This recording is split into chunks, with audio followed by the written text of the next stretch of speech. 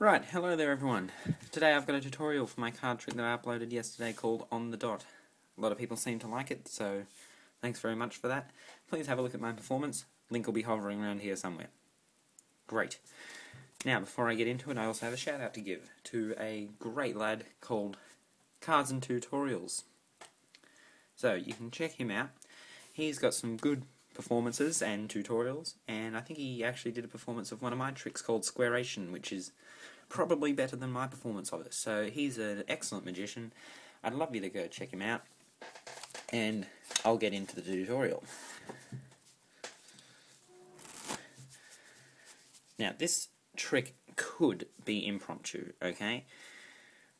So you could shuffle the cards in front of a spectator, and all you need to do for a setup for this trick is put a crimp in a card of your choice, okay? And you just got to know that card's position in the deck. By the way, I did this trick without the jokers, okay? So 52 cards. You could do it, so I'll just put them to the side, okay? 52 cards now.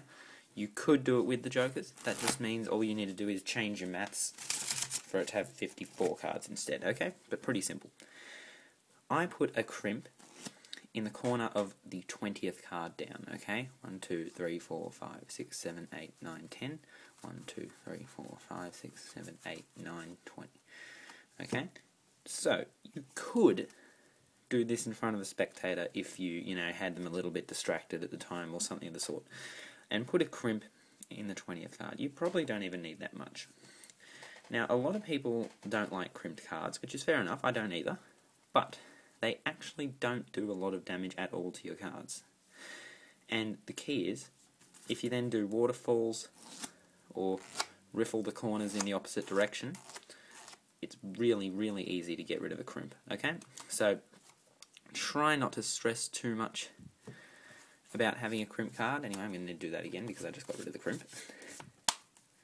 So, 20th card down I do. You could do any number of cards if you want it to be quicker. Maybe if you do want to do it impromptu, maybe do like the 10th card or something, 15th. But I'll do the 20th, so 1, 2, 3, 4, 5, 6, 7, 8, 9, 10. 1, 2, 3, 4, 5, 6, 7, 8, 9, 20. Okay, 20th card down, has a crimp now. All you need to do is remember your number and you're set to go, okay? Maybe you'd like to give it a few false cuts to start with, or a Zara shuffle or something of the sort. You need your spectator to select a card, okay? Now, you've got to remember a few things here. Keep an eye on where your crimp is roughly. If they choose a card from under where the crimp is, so from somewhere lower than the crimp, let's use the Ace of Hearts, that's good, okay? Because then you can just keep remembering your number that you had to start with, which was, in my case, 20, okay?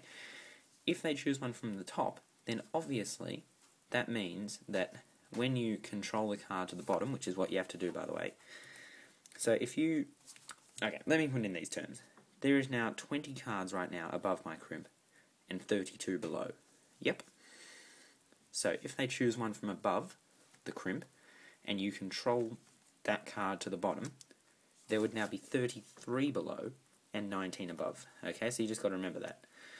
If they choose one from below, that's even easier. Let's say they do that. Okay, the 5 of Hearts is their card. All you need to do is a single card control to control it somehow to the bottom. And now I'm still remembering my number as 20 and 33. But if they had chosen a card from above my crimp, then I would be remembering 19 and 33. Okay, so 20 and 32 is my key now. Their card is obviously on the bottom. I like to make up some crap story that their card is in something of the 40th position, give a few false cuts, and say, now it's moved to the 10th position. And then you need to subtract your number from 52. Okay, so you want the exact amount of cards that is under the crimp, and that will now be your prediction number, if you will. Okay, so mine was always 32 because I have a crimp on the 20th card. Okay, 20 cards above, 32 below. The amount of cards that are below the break is your prediction number. All you do is you swivel cut from the crimp, sending the crimped card to the bottom of the deck. Okay?